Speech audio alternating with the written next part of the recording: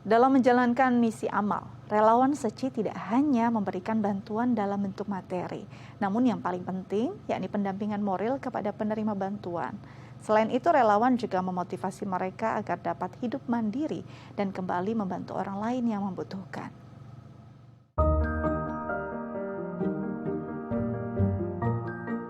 Dalam 4 misi utamanya, Seci dibangun pada pondasi misi amal, di mana para relawan berfokus untuk membantu masyarakat tidak mampu yang membutuhkan pertolongan, tanpa membedakan suku, ras, maupun agama.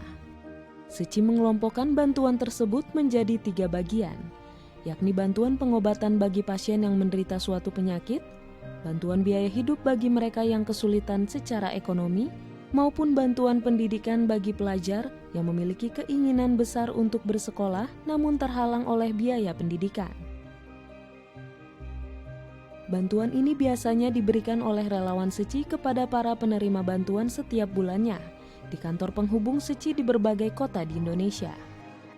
Dalam setiap kesempatan, relawan Seci kerap memperkenalkan tentang apa itu Seci dan nilai-nilai kebaikan yang ada di dalamnya dalam sebuah gathering penerima bantuan. Tujuannya untuk saling merangkul dalam kehangatan sebuah keluarga.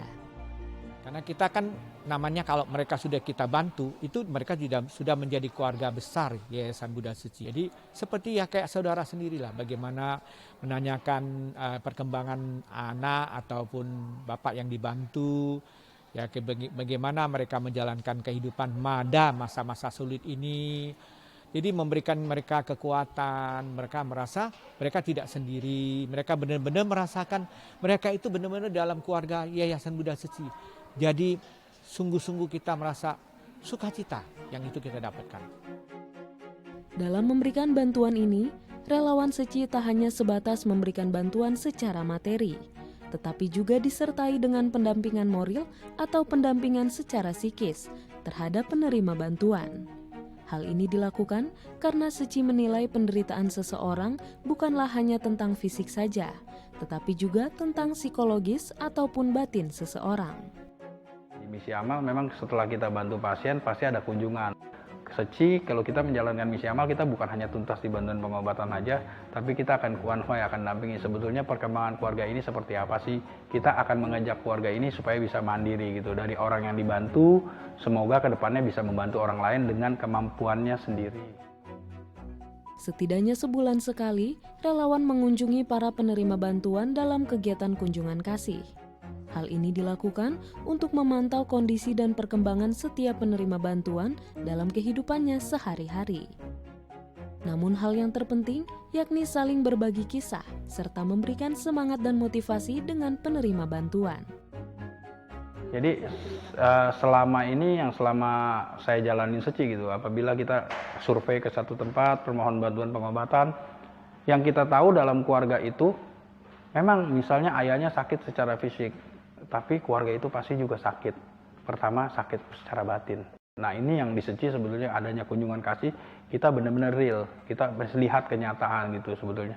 Oh ini sakit, keluarga ini juga sakit secara batin, kita sembuhin yang secara fisiknya. Semoga batinnya juga ikut sembuh. Umi dan Zulfikar adalah salah satu penerima bantuan Seci. Umi sendiri adalah pasien kasus Seci yang menerima operasi gamma knife atau bedah radiasi tanpa dilakukannya pembedahan fisik. Adapun masalah yang dialami Umi adalah ketika ia mengalami suatu pendarahan hebat di mana setengah dari otaknya sudah terendam darah. Hal ini diketahuinya sejak tahun 2019 silam. Orang linglung, bener-bener parah, jadi nggak nyambung. Akhirnya besok paginya dokter saraf datang.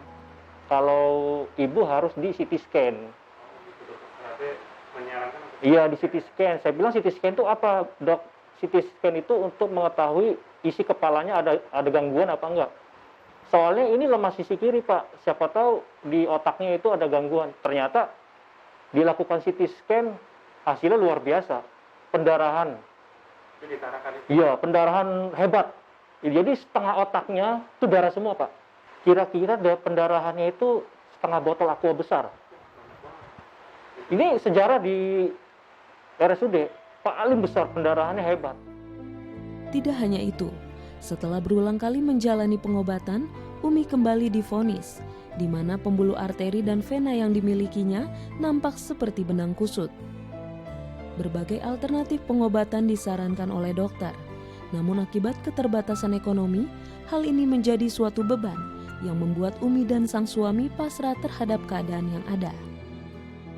Di tengah kondisi inilah, jalinan jodoh antara Seci dan keluarga Umi terjalin. Melihat kondisi Umi yang harus mendapatkan penanganan, maka permohonan pengajuan bantuan operasi Gamma Knife disetujui oleh Yayasan Buddha Seci. Setelah melalui berbagai proses, operasi pun berjalan dengan lancar.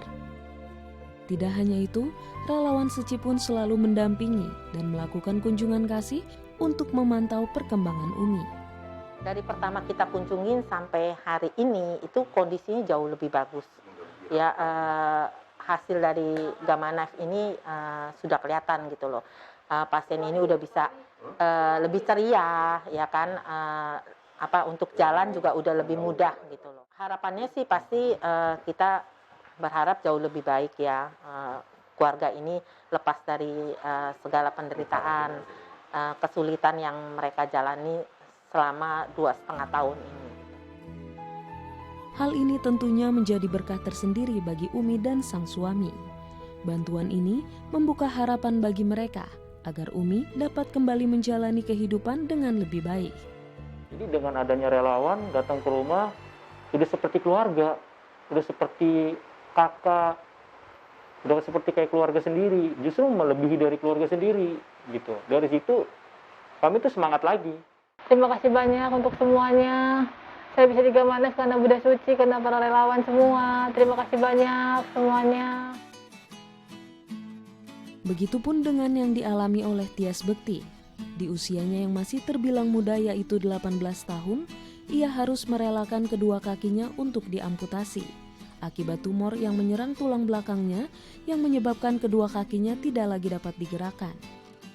Selama 14 tahun, Tias harus menerima kenyataan ini.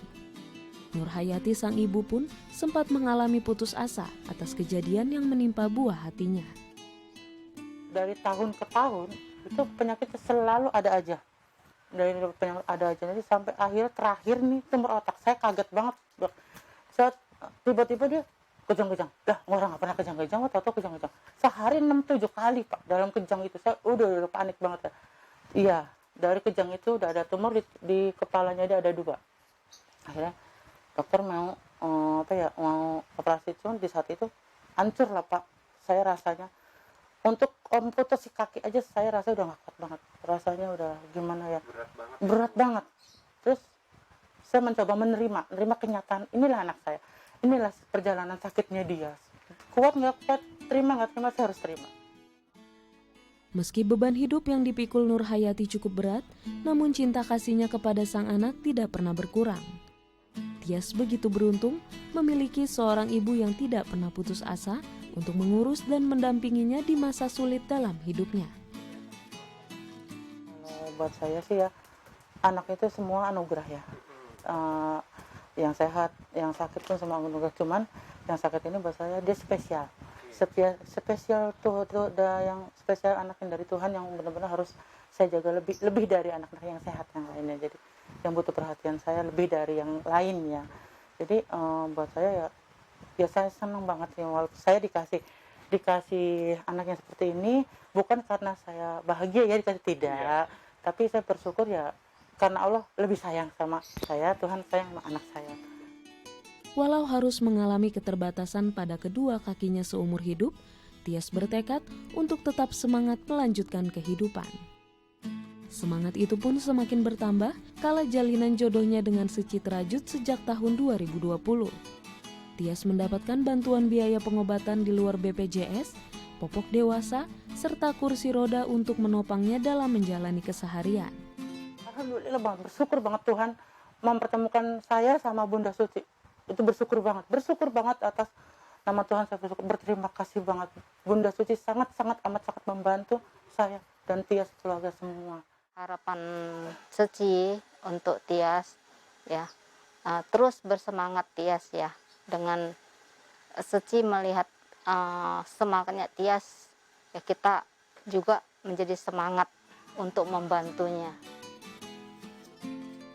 Jalinan jodoh yang menemukan para penerima bantuan dan relawan Seci telah melahirkan benih-benih cinta kasih yang membawa pada kesederhanaan hidup dengan penuh syukur. Kini mereka dapat bersemangat menjalani hari demi hari berkat pendampingan yang diberikan oleh insan Seci. Stefani Simatupang, Tim Liputan, The ITV.